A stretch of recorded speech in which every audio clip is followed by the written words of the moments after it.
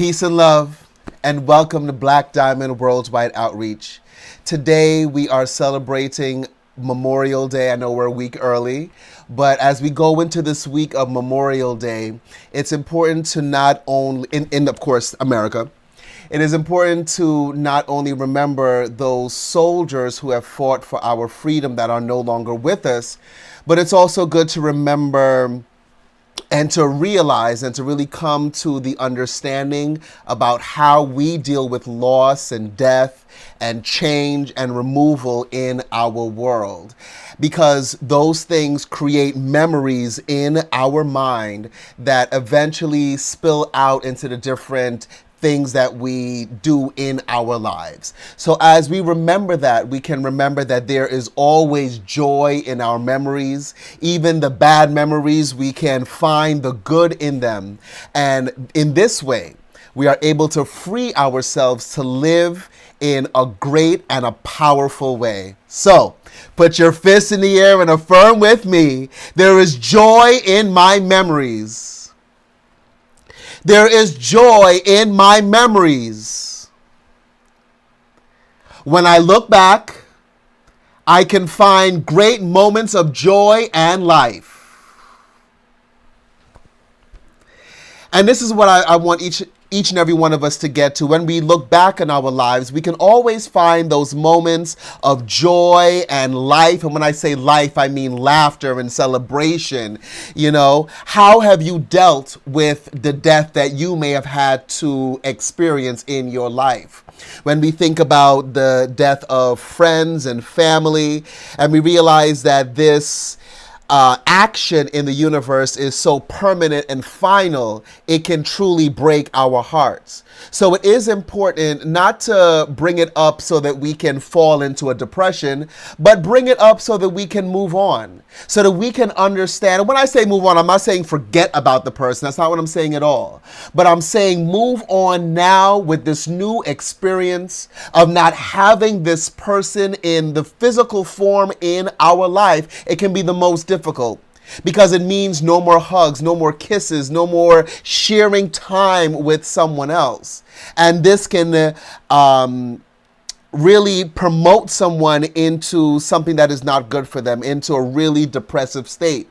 So it's important for us to have these proactive measures when we look at death and loss. How have we dealt with the deaths that we had to face in our lives? How have we dealt with the loss, the removal, the change?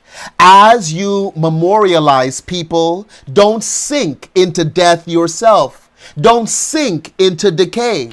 Know that you still have a life to live. You still have goals to fulfill. You still have a body to keep healthy. You still have dreams and a soul that is still alive and living in this world. You still have another opportunity. But it's difficult for us to now live with someone in the spiritual world. You know, a lot of people believe that their ancestors and the people that have gone on still live among them. And that is wonderful. That brings them such a spirit of ease that they know that wherever their loved one has gone, it is to a great place. But sometimes it can be so difficult for us to get into that consciousness that even though they are no longer physically here, they have gone on to something greater. People at those times, they question God. Some people say, why do bad things happen to good people? Things are not fair. We just want someone to blame. And if you believe that there is a God upstairs or in the sky that is so evil and good sometimes and evil other times, where this God takes away the things from our lives, that is your belief. But how does that comfort someone who is going through a loss? Sometimes that is the most difficult thing for me as a minister, to go to a funeral service, to help people through those moments, because sometimes I don't even know what to say. Sometimes even with the death and the loss, people don't want to hear, oh, time will heal all wounds, or I'm praying for you. You know, they appreciate it, but it does nothing for their inner spirit. So it is important for us to get to that inner spirit so that we can make it so strong so that when these things do happen in our life, we already have a foundation in strength, a foundation in power, a foundation in the goodness and the joy of this all universal force. So that as we continue living, as we continue having breath in our body and new life to live each day, we will always have joy in our memories. Put your fist in the air and say with me, I see life for what it is. I see life for what it is, and I see my way through. I see my way through. Allow the hurt that you're feeling to set you up for the joy that you can experience in life. Again, the removal, the loss is something difficult that we have to deal with. But as we come into our Memorial Day here in the United States, as we think about the people that have left our existence, we have to find joy in those memories. There are so many people when they face these things in their lives, they start to self-medicate. They start to do they start to sink deeper into their addictions. I remember years ago when I lost a very, very good friend of mine, and it was unexpected. And the thing is that a couple of weeks before that, I was mad. You know, you have these principles, right? And you have these people in your life, and it has nothing to do with me, but because I had principles, I'm like, no, I'm never going to talk to them again. And then all of a sudden, they died unexpectedly. And there were so many things left that I didn't say, so many things that I needed from that relationship that I had, and it was all taken away in an instant. And then you fall into patterns that are not necessarily good for you. We have to realize that PTSD is not just for soldiers, it's for you and I going through the different traumas in life. When we look, the shortest Bible verse in Scripture is John chapter 11, verse 35, and it simply said, Jesus wept. And we learn from this story that Jesus was experiencing the loss of his friend, and it touched him so deeply that he kind of stepped away from the spiritual path that he was on, and we realized that he was human. When I first heard this scripture and really understood what was going on, I realized that all of us have the capacity to cry. All of us have the capacity to break down and, have these things affect us in a special way. But when we realize that there is so much more to life, that we all have to go through these experiences, of course. We all have to cry. We all should be in therapy. We all should have someone that we can talk to. This is what Black Diamond Worldwide Outreach is here. If you need someone to talk to, we are here. Send us an email, give me a phone call. Let us work through it together. But when we realize that these human things in our life can sometimes cause these emotions that we are not ready to experience, it can be very, very difficult for us to understand. But when we realize that Jesus went through it, Jesus was touched so deeply that he could do nothing but weep for his friend, then we realize that it's something that we all have to go through at some point in our lives. Don't be ashamed of it. Don't be scared of the emotions. Let them flow. Let them be released from you so that you can fully enjoy your life, so that you can bring joy to the memories to follow. Friends, today I want us to imagine living higher than our feelings. I want us to imagine living higher than our feelings and our emotions. Look, these things are important. Our feelings matter. Our emotions matter. Our reactions matter. But we have to stay in this mindset of awareness. I want us all to be aware of our actions and reactions, of our thoughts and feelings, so that we can understand why we feel the way we do. May is Mental Health Awareness Month, and I would ask you today, how would you rate your mental health today? On a scale of 1 to 10, how would you rate your mental health? How does it control your feelings? How you feel about your mental health and your mental condition, how does that inform your feelings? How does it inform your thoughts and your emotions? How does it inform your temper? Are you someone that is quick to fly off and I don't care who knows? Are you so quick to do that? Or can we rein it in? Can we take a look at our emotions and can we say that, you know what, this is really not working out for the best?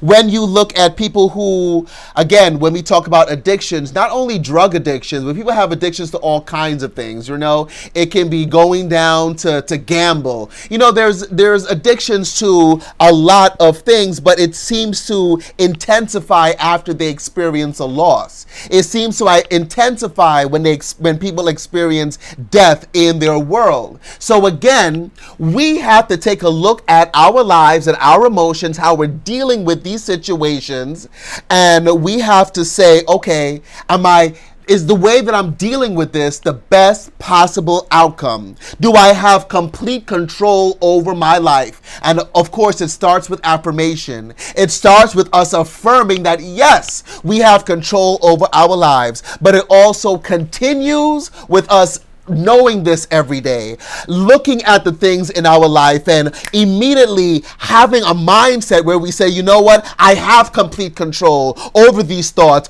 over these emotions, over my temper, over the way I act or overreact or react, whatever it is, I have control. Friends, put your fist in the air and at the top of your lungs and let it get deep into your spirit. Affirm with me, I have complete control of my feelings.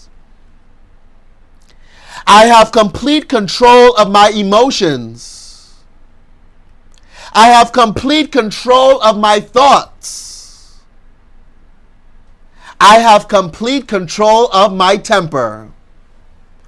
I have complete control. Come on, make those fists even bigger now. Like you about to fight somebody bigger than you. Well, sometimes that anger is bigger than you. Sometimes that temper is bigger than you. So make those fists even bigger and say with me at the top of your lungs, I have complete control.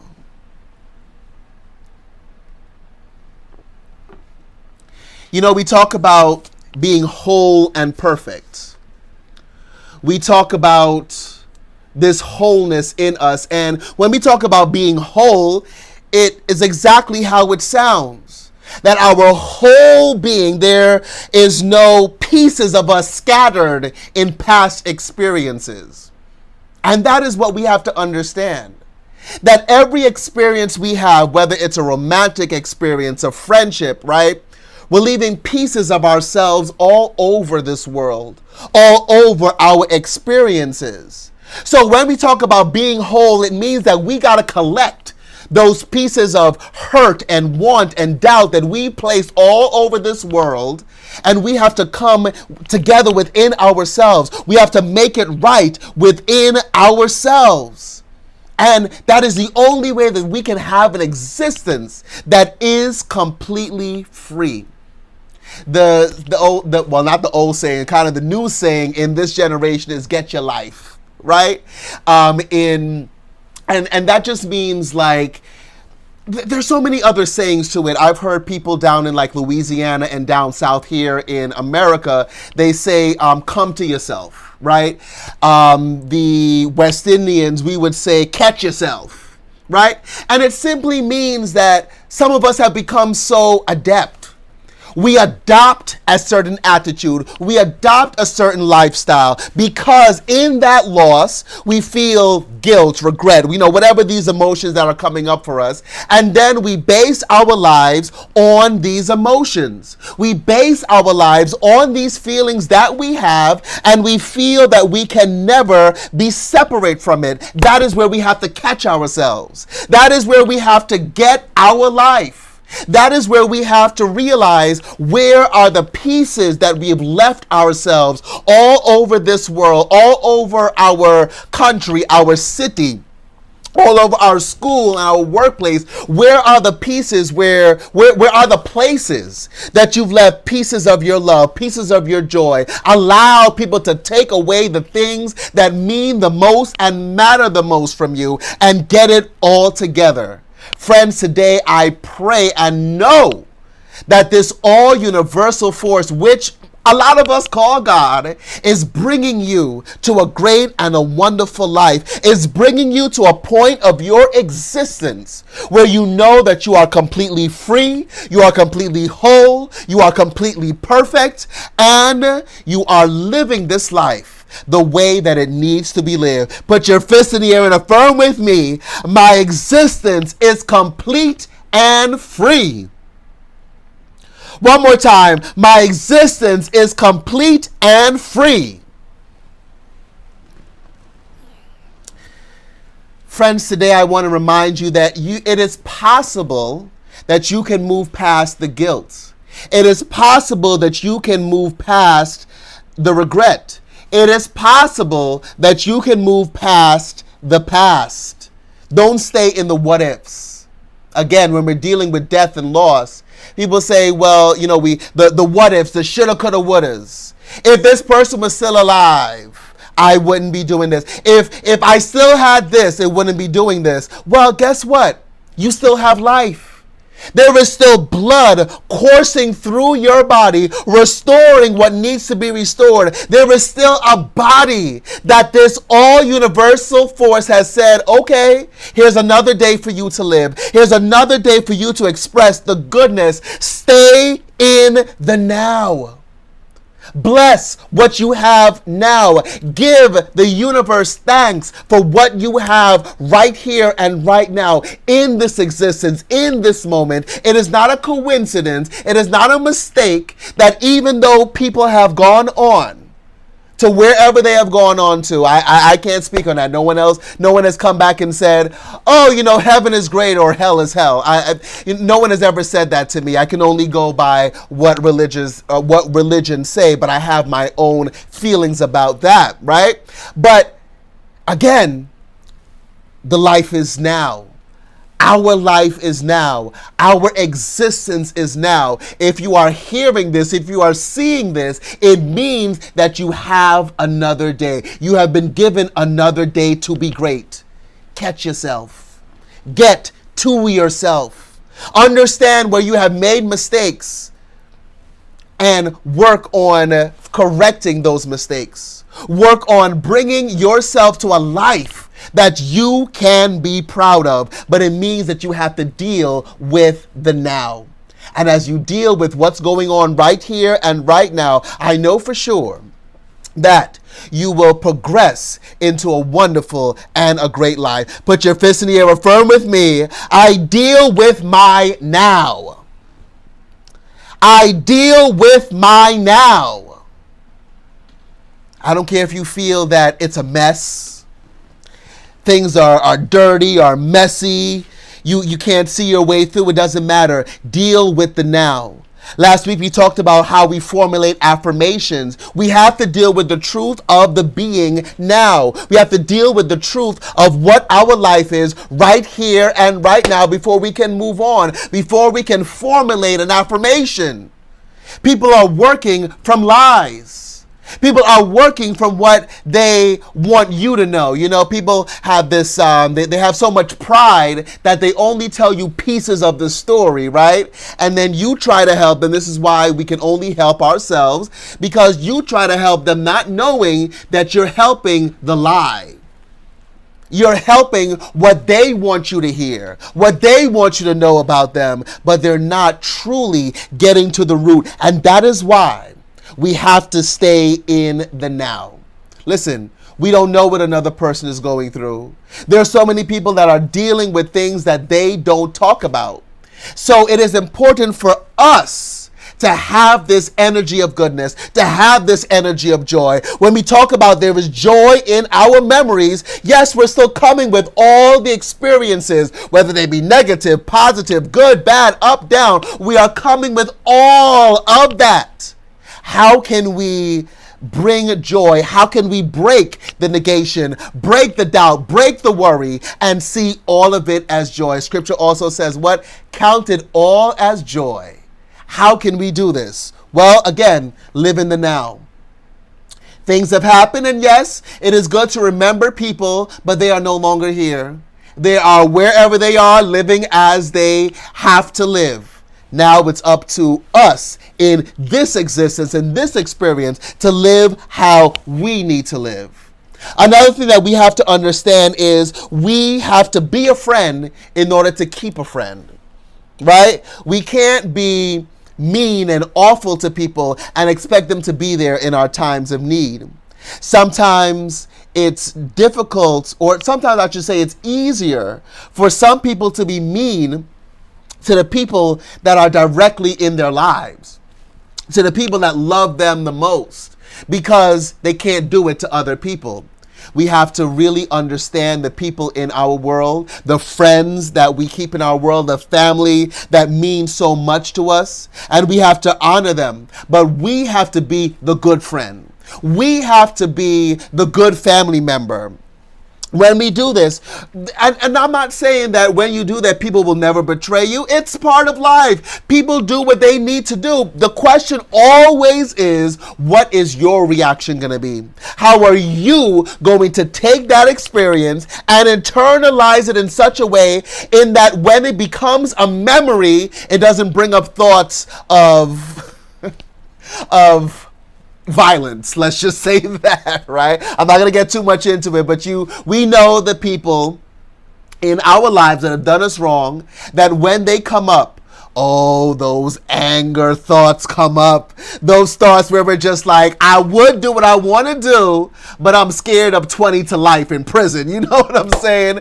And so we have all these emotions. So I want us to get to a point where all these experiences that we faced or are facing now, when they eventually become a memory, they don't bring up thoughts of fear, thoughts of doubt. When they become a memory, it is a memory of joy. It is a memory of love, of peace, of fulfillment for our every need. And listen again, there might be people that will betray you. Don't lock yourself off and say, see, this is why I don't like people. This is why I don't talk to people. This is why I don't have any friends. Oh no. We must realize that the storms of betrayal clear the way for a new foundation. A friend of mine posted a great saying the other day. I don't know who the saying was. He said he stole it from someone. I told him I was stealing it from him. But it said, I am the architect of my life. I build its foundation and I choose its contents. I am the architect of my life. I build its foundation. Today, what is your foundation for your life? What are the contents that you have chosen to bring into your life? What is the foundation? Let your foundation be in you. Let it be in this all universal force. Again, if you believe in the God in the sky, I'm not knocking that. But even that God in the sky needs you to express the allness of that God. It needs you to express the joy and the fulfillment of this life, of this existence. That is why we are here. That is why we have been given a new day. And we might miss those people that have left us. But again, this is a new day for you. This is a new day that you have with the energy of life. Use it. Use it to build a world of good. If you find that your foundation is not steady, rebuild. You are the architect of your life. Choose to rebuild and choose to rebuild stronger than ever before. Fist in the air, top of your lungs, affirm with me. I build a new and good life.